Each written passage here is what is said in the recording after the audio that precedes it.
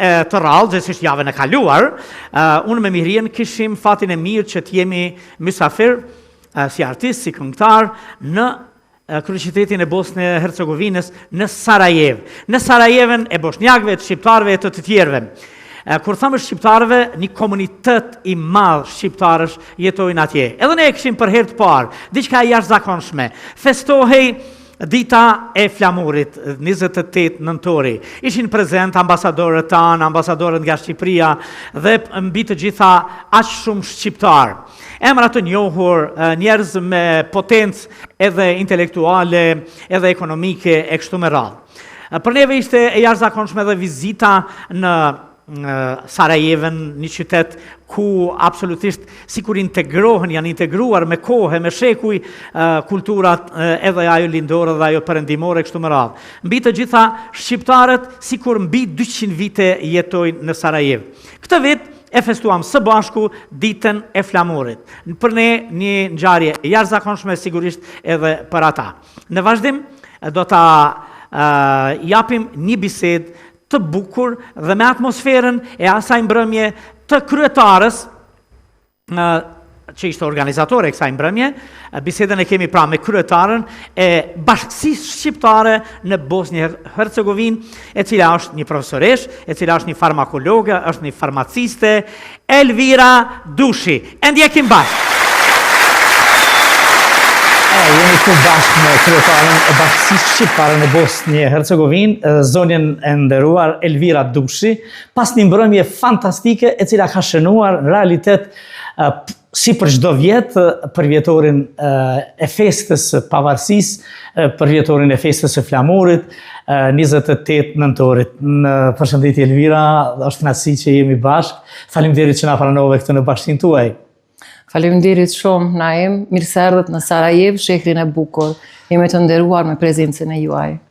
Bashkia Shqiptare për vite të tëra ka bërë shumë punë në këtë raport, domethënë për kujdesje ndaj shqiptarëve në përgjithësi që kanë banuar, jetuar, vepruar, dhe ka bërë një punë të madhe edhe në drejtim të inkorporimit shqiptarëve në jetën edhe kulturore, edhe sociale, edhe të punës, po sa vite ka që funksionon Bashkia Shqiptare? Bashkia Shqiptare shënon fillimet e para prej vitit 1969. 69. Me themelimin e klubit studentor Lulëzimi. Në atë shtet ku kemi qenë edhe Kosova pjesë, Universiteti i Sarajevës ka qenë shumë i njoftur, edhe ka pas shumë student. Ka pas kohë kur vetëm në regionin e Sarajevës edhe qytetit ka pas përmbi 100.000 shqiptar nga Kosova.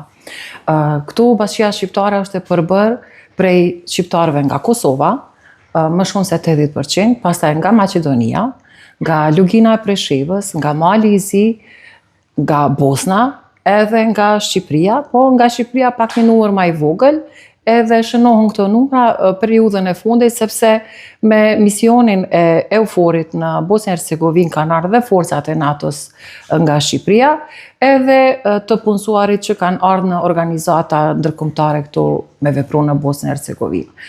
Si numër, Bashkia Shqiptare sot nuk kemi numër të saktë zyrtare, sepse fatkeqësisht shqiptarët për shkak të kushtetutës dhe rregullimit administrativ të shtetit të Bosnjës Hercegovinës, shumica kanë zgjedhur që të deklarohen si përkatës të njërës nga komunitetet si të ashtu quajtur konstitutiv, bosnjak, kroat dhe serb, dhe një numër shumë i vogël janë deklaruar si shqiptar. Shqiptarët, do me thënë, janë deklaruar si bosnjak, ose shqiptarët të cilët janë me fe katolike, janë deklaruar si kroat, sepse këtu këta popujt konstitutiv fatkeqësisht kanë pak më shumë të drejta se komunitetet tjera që janë me numër më të vogël sa i përket grupeve etnike, të cilët quhen të tjerët, dhe janë kategorizuar në një grup të përbashkët që përbëhet prej 18 grupeve etnike që jetojnë në Bosnjë Hercegovinë. Mirë po, Bashkia Shqiptare këtu nuk është prezente vetëm rishtasi. Këtu ka, do me thënë, prej gjeneratave të fundit, gati 9 gjenerata familje që janë këtu, do me thënë... 9 gjenerata? 9 gjenerata. Që jetojnë... Familjet e para që kanë ardhur këtu, do me thënë prej Kosovës, ka gati më shumë se 250 vite që kanë ardhur këtu. Shënimet e para të shkruara, që në këto troje është fol gjuha shqipe, janë që nga shekulli i 13 dhe ato ruhen në arkivet e Dubrovnikut, ku theksohet se në një proces gjyqësor ka pas një dëshmitar që ka fol gjuhën shqipe. Kështu që na me të drejtë themi se shqiptarët në Bosnë e Hercegovinë jetojnë me shekuj, Bashkia Shqiptare i përfaqëson interesat e Bashkisë Shqiptare këtu në Bosnë e Hercegovinë. Mund të them se shqiptarët në Bosnë e Hercegovinë jemi bashkësi e integruar.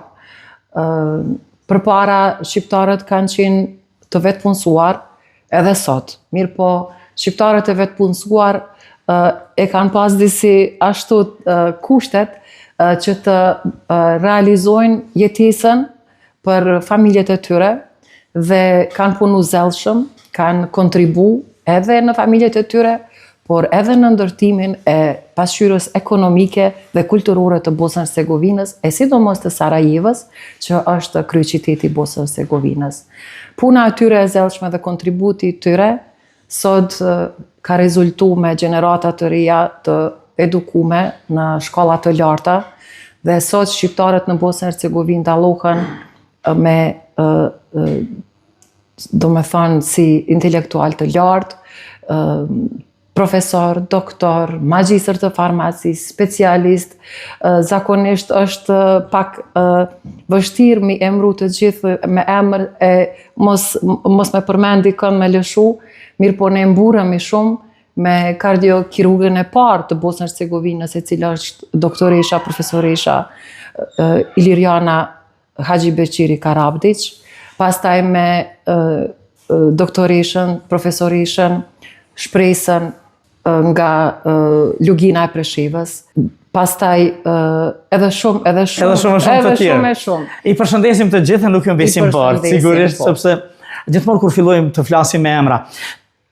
Që në fillim na potencove një problem që duhet trajtuar e që në realitet e bukura ishte që mërëm në koncertin që ju keni realizuar, në manifestimin që keni realizuar, që kishte karakter edhe akademik, edhe oficial, edhe arktus, kishte shqiptar. Gjithandej, ishte ambasadorja e Republikës së Shqipërisë, tu ishte ambasadori ynë Martin Berisha që mbulon këtë pjesë, e kështu me radhë, por bashkësia e shqiptarëve në Bosnjë e Hercegovinë sa ka arritë dhe çfarë duhet bëj. Kjo duke ingranuar edhe këtu, do më thonë të dy shtetet tona, që kanë tash veç përfaqësim, Kosova pak më pak, në mënyrë që shqiptarët mos e kenë këtë problem të deklarimit të tyre, të komësisë të tyre, të nacionalitetit dhe ta kemi një të dhënë të saktë se sa i kemi të gjithë, se pastaj ato janë paraqesje në vetë edhe një potenciale edhe ekonomike edhe intelektual që thoni ju, po që themi kemi kaq shqiptar, ju thatë një të dhënë të jashtëzakonshme që dikur kanë frekuentuar ne më se 100.000 shqiptar.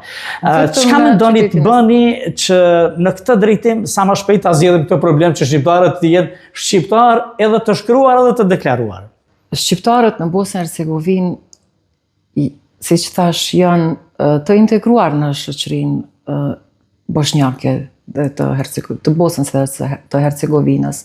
Këtë kanë arrit me punën e palodhur. Mirë po, nuk është vetëm kontributi i tyre sa i përket pikpamjeve ekonomike dhe kulturore dhe laramanis etnike në Bosnjë e Hercegovinë, por kontributi i shqiptarëve këtu është edhe në kohën e agresionit ndaj Bosnjë e Hercegovinës viteve të 90-ta. Dëshmori i parë që ka ra në mbrojtjen e Bosnjës së Hercegovinës ka qenë inxhinier Bajram Zenuni, edhe është i shpallur si hero populli. Imituri i parë, luftëtar, që ka ra në mbrojtjen e regionit të Nishiqit, që ka qenë luftë kruciale në mbrojtjen e Bosnës së Hercegovinës, ka qenë mentor Prizreni, nuk i ka pas as 16 vite. Këto janë vetëm disa nga dëshmorët që kanë ra në